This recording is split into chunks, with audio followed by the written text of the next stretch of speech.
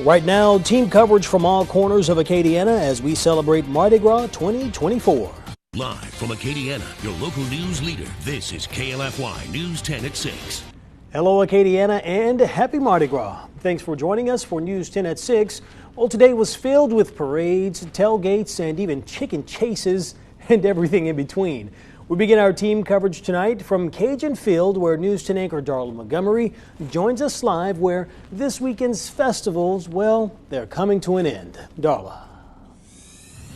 Dalford, things are winding down here at Cajun Field because right on the dot at 6 o'clock, the band played its last note. Behind me, it's all those folks who love the festival rides trying to get in that last ride or at least use the tickets that they purchased. I was walking around, and of course, I've been meeting folks all afternoon, and I met a lovely lady. I want to invite her to come in right now. Her name is Miss Carly. Come on, Carly. Here we go. This is Carly, guys, and Carly has been having a great time here at Festival, right? Yes. What's your favorite part of Mardi Gras? That you get to dress up for green, purple, and gold, and you get to go to parades and everything. You sure do, and then you get to go to festivals like this. I understand that you won this guy. What is this? A gnome. He is a gnome, that's right. And how did you win him? Because I went to play a game. If you put 3 balls in the bucket without having them come out the bucket, then you don't win. But if you put the ball in there and it rolls out and it doesn't come off, then you get a prize. All right. Well, you know what? It has been a pleasure meeting you because you came up to me and she was asking a lot of questions about TV, and she says, I watch you on TV. So happy to see you and to meet you today. Want to tell Acadiana happy Mardi Gras? Happy Mardi Gras, Acadiana. All right, Carly, thank you so much. Happy Mardi Gras from this year's festival. As we said, things are definitely wrapped up, ended everything today at 6 o'clock and had a great time. We'll have a complete wrap-up for you tonight at 10. Dalford, back to you. Thank you, Darla. Over in Opelousas, family and friends gathered across the city to enjoy the good food and catch plenty of beads. With the energy being felt across the city, Opelousas natives take pride in the celebration in their hometown. As the floats rolled through and beads flew across the skies, greatest joy for many was simply experiencing it all with the family. And one of the most unique Mardi Gras traditions, revelers were out this morning for the 36th annual Timamu Mardi Gras Folk Life Festival in Iota. Participants make their way through the Cajun prairie, chasing chickens, dancing, begging, and collecting ingredients for a community gumbo. Now, everywhere else, it's just a regular Tuesday, but across the Bayou State, the Mardi Gras celebration showcases our culture. News 10's Rodrika Taylor was out capturing some of that fun in Crowley as they held their Carnival de Acadie Mardi Gras parade. As many people say, let the good times roll. Here in Crowley, many people gather for their annual Mardi Gras parade.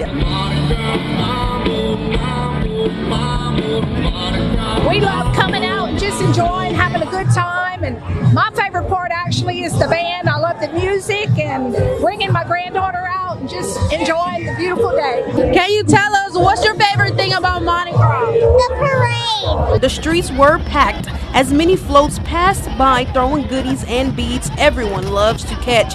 One parade goer, Renee Hicks, tells News 10 that the Crowley parade was her 13th parade for the season. It's just the most fun thing to do, and it's more family oriented. I mean, everybody gets together. It seems like just having an enjoyable day, and it's just nice to see everybody having a good time. And they involve the kids, and that's what I like about this. Happy Mardi Gras, Acadiana. In Crowley, Rodrika Taylor, KLFY News 10.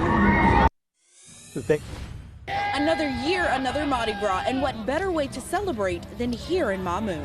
Known for its unique tradition, visitors come from far and wide just to see the Mardi Gras in their colorful costumes and the popular chicken run. Starting at the crack of dawn and lasting all day until the last chicken is caught for the communal gumbo, Mardi Gras in Mamu is festive and filled with family, friends, food, and fun. Continuing the Cajun tradition, Mardi Gras like McNugget says activities like the chicken run and the Courrier de Mardi Gras, where begging, dancing, and anything goes, is true Cajun Mardi Gras culture. Have you tried to catch the chicken? I've tried and I've failed.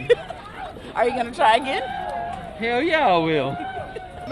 So if you want to experience a Cajun tradition like no other, visit Mamu next Mardi Gras season. In Mamou, Jasmine Dean, KLFY News 10.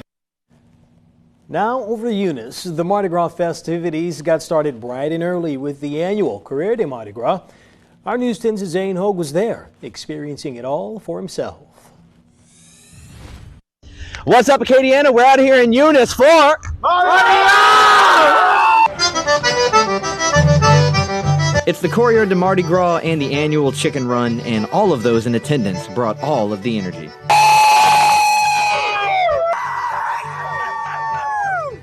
Mardi Gras! For some, it's a family tradition. What brought y'all from Lake Charles out here to Eunice? This is my parents and our grandparents grew up here, aunts and uncles, so we thought we need to carry on the tradition. For others, it's a new adventure to add to their memories. We're running off of 2 hours of sleep, y'all, because we've been partying all weekend. Yes, Lord! Man, they got smelling good over here. What's up, guys? Yeah, what up, people? Nah, look, I'm leaving with some energy, so look, come on, y'all. Let's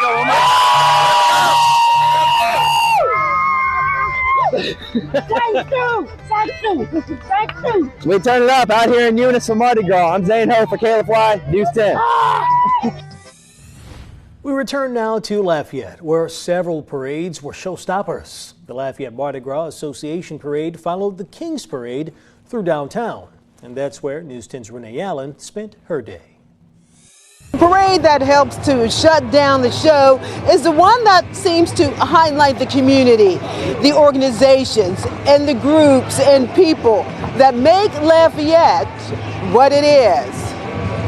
Parade of King Gabriel gave local leaders, law enforcement, and city officials, including Lafayette's newly elected mayor, a chance to show residents they're appreciated. Mayor Boulay and the city of Lafayette are raised my glass and salute you, Mayor, and all of the citizens of Lafayette. The people extended love back during the royal parade by explaining they appreciate being able to celebrate Mardi Gras style locally. This is my good friend O. So you got the Mardi Gras bees on, celebrating Mardi Gras, having a good time with them. You know, we all had a good time for Mardi Gras and everything. Hope everybody will. We're so excited that we get this great Mardi Gras experience here at home. And so it's the perfect place. Then the Parade of the People followed afterwards. The Lafayette Mardi Gras Festival Incorporated Parade strolled through. The parade riders are mostly residents and community groups that help to hold the city together. 8 o'clock this morning to get my spot, because this is what we love to do.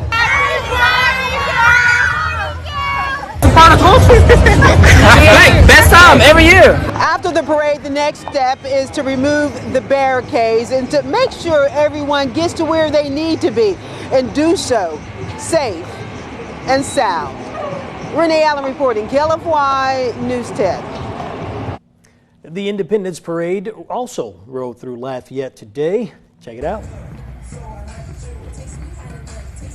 The parade started around 2 p.m. and as you can see, here's the News 10 crew having a grand old time as they made their way over to Cajun Field. Coming up, we'll head to downtown Laurelville to see how they celebrate Fat Tuesday. And when we see rain chances for Ash Wednesday and Valentine's Day, we'll talk about that in a few minutes.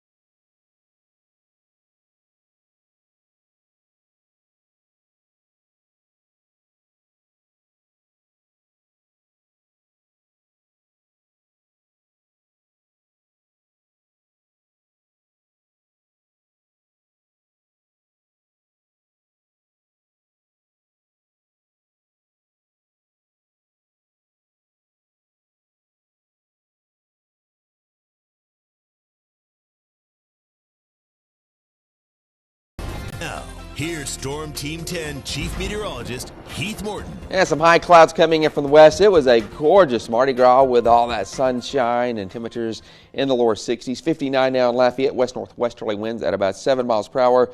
And down in New Iberia, we see some of the clouds rolling on in. 56 degrees, northeasterly winds at 6. Gorgeous sight here with the sun setting there from atop the Lafayette Science Museum. From downtown, look at that. That is just beautiful. Just those, we see those clouds back off to the west and the south, west-northwesterly winds at about 7 miles per hour. 57 in Jennings as we go up the road. 54 in Alexandria, Shreveport right now at 57. And we see those high clouds coming in out of Texas and Mexico. But still, the next storm system is back here across the Pacific and about to move into the west coast. That arrives as we head into late Friday into Saturday. That will increase the rain chances, and we're going to be pretty warm going up until then, and then we're going to be pretty chilly as we head into Saturday. Highs on Saturday may only be in the lower 50s. Early tomorrow morning, we start out in the upper 30s, lower 40s. Could see some frost, especially north of I-10, and we do see some clouds that will be coming in as we go through the day tomorrow. I think we see more than what Future Track shows, so we'll go partly sunny to mostly cloudy. And the lows tomorrow night, not as cold. We'll see overnight lows down around 50 degrees, and then through the day on Thursday, daytime highs warming up nicely. We'll see those topping out at about 71 to 72. Going to feel like spring a little bit. Of course, over the weekend it felt like spring. Temperatures running about 5 or 6 degrees above normal here as we go through Thursday afternoon. You can see Thursday evening those clouds coming in from the west. So for tonight, mostly clear. We'll call it cold. Like I said, some frost possible, about 38. Those light west-northwesterly winds. And for your Wednesday, Valentine's Day, Ash Wednesday, 67, mostly cloudy, a little bit warmer, and light east-northeasterly winds there at about 5 to 10 miles per hour. Here's what it looks like over the next 7 days. We're looking at those temperatures that will be at about 72 as we go through Thursday, Friday, 68, and then we're looking at 52 Saturday with the rain chances there coming up a little bit more. We may have to raise that rain chance even more for Friday. A cool day on Sunday, 55. Overnight lows, we're going to see those in the lower to mid 30s, so some cold nights over the weekend, and we're looking at maybe some frost, especially if the winds go calm as we go through Saturday and Sunday night, and then right back up to 74 as we go into Tuesday. Okay, so a little rain last weekend, but a beautiful Lundi Gras and even better Fat Tuesday. Better Fat Tuesday, and and then tomorrow looks good. Valentine's Day looks good. We just got to get rid of these rain chances over the weekend. That's been the trend lately. Hopefully everybody got out and had a decent enough time today that they can take a little rain over the weekend. Yeah, hopefully exactly. Catch up on some rest. Right, exactly. Yeah, that's what a lot of folks are probably going to be doing. Yeah. All right. Thank you, Heath. Well, coming up later in sports, the Cajuns softball team is taking over in Starkville against Mississippi State. Tomorrow on Passport 2, organizers with Troops and Tusks join us to talk about their 5th annual Hog Tournament happening this weekend. And Rich DeMuro is warning online daters about scammers tricking people into relationships to get money. Starting off cold, but some warmer weather back for your Valentine's Day. Check that forecast on Passport 2. Join Acadiana's #1 morning show, Passport 2, starting at 4:30 a.m. Download the KLFY News 10 weather app. Stay connected today.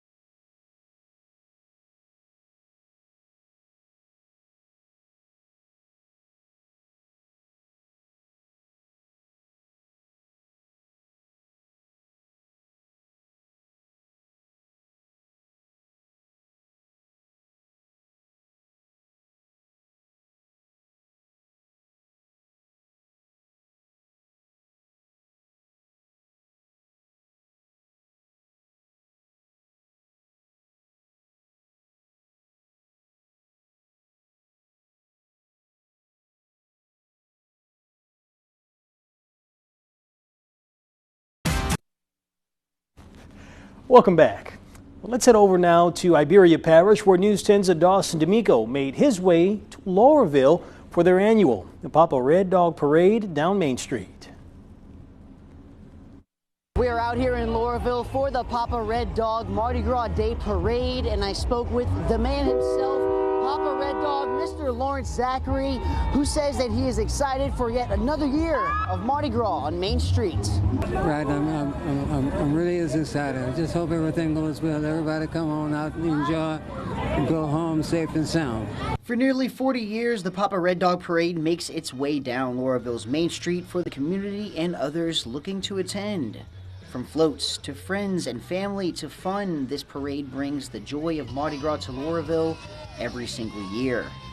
Papa Red Dog's daughter, Winnie Zachary, has been the president of the Papa Red Dog Parade for years. As she does her work to honor her father, she expresses what makes this parade so special to the community. The people, the people, having everybody out and enjoying themselves. Everybody comes together as a village, as a community, just people of love, family friendly.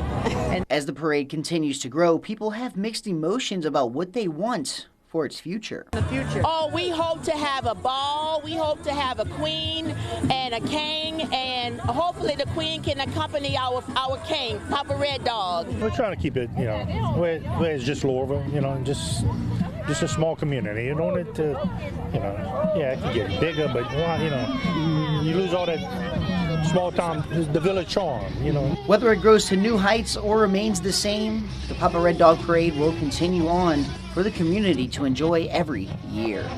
In Laurelville, Dawson D'Amico, KLFY, News 10. Next in sports, Cajun softball's in Stark Vegas. Dan Abrams tonight, a national exclusive. Former Congressman George Santos speaks out. What he thinks about the race to fill his seat. Only on News Nation, tonight at 9 Eastern. Then on Banfield, police release a suspect sketch in the murder of Rachel Morin. Now what her brother and investigators say about this major development and the possibility of a serial killer. Banfield tonight, only on News Nation. Download the Acadiana Eats app. It's free in the Apple app and Google Play stores. Download the KLFY News 10 weather app. Stay connected today.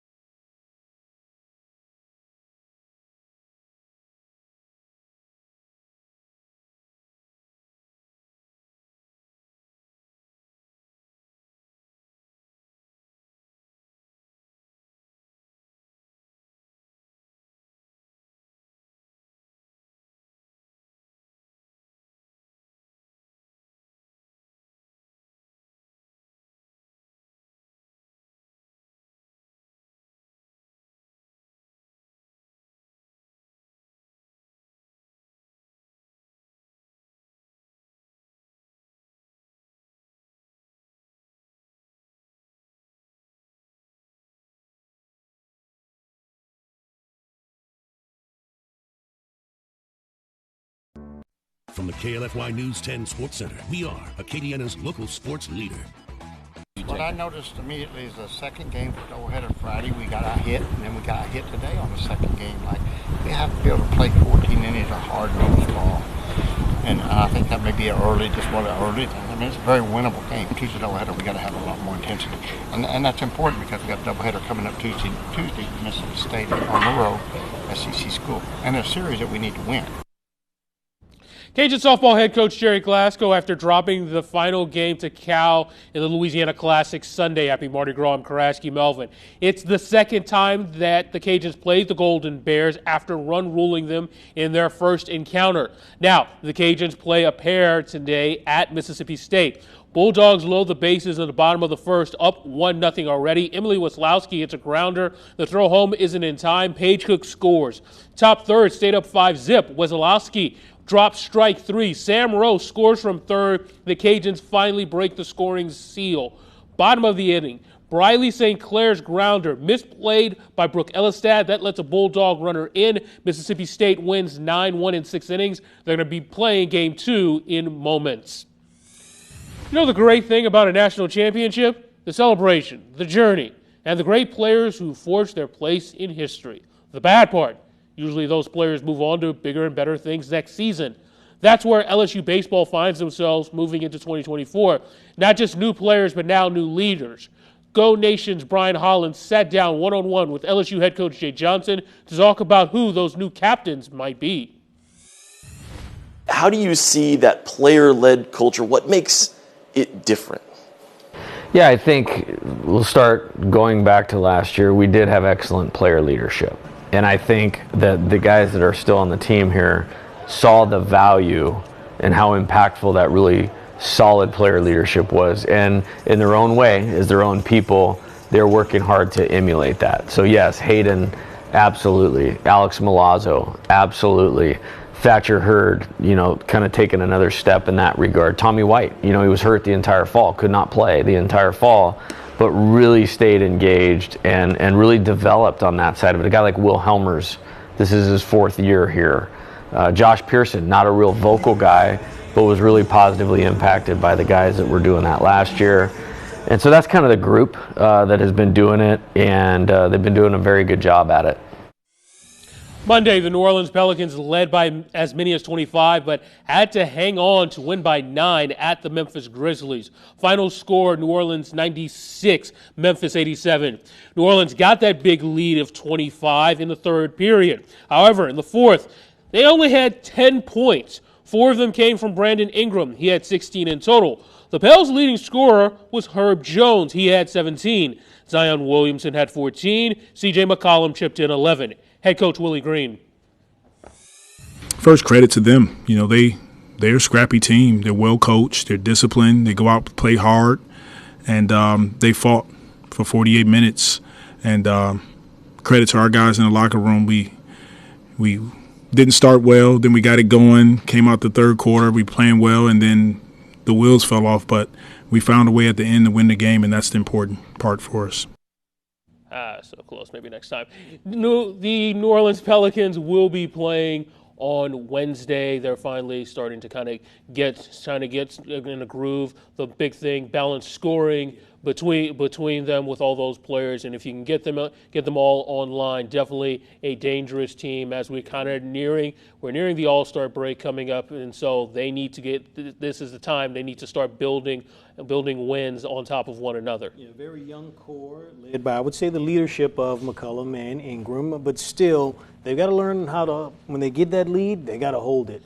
That is definitely thing. That is definitely something they're going to need going forward. You want to get that positioning, and we'll see where it goes from there. Karaski Melvin, everybody. We're back after this. You're watching KLFY News 10, Acadiana's local news leader. Download the KLFY News 10 weather app. Stay connected today.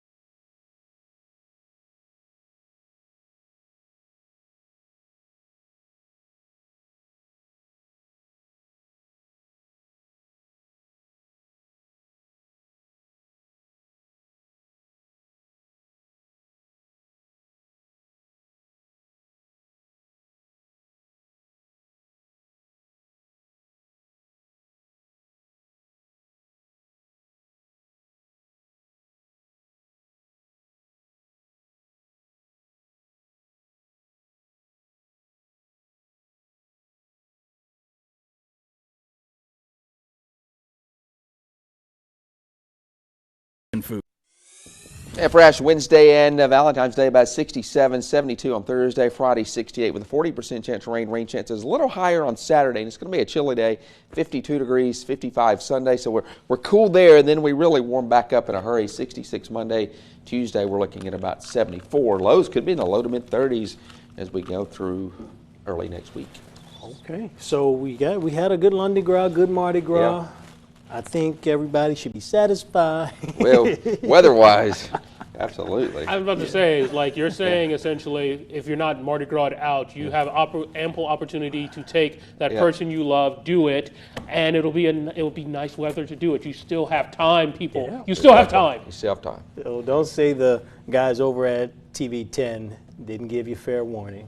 All right, that goes for us as well. Help us help you, people. Help us help you. All Thanks for joining us for News 10 at 6. We're right back here for News 10 at 10. Darla Montgomery will be back.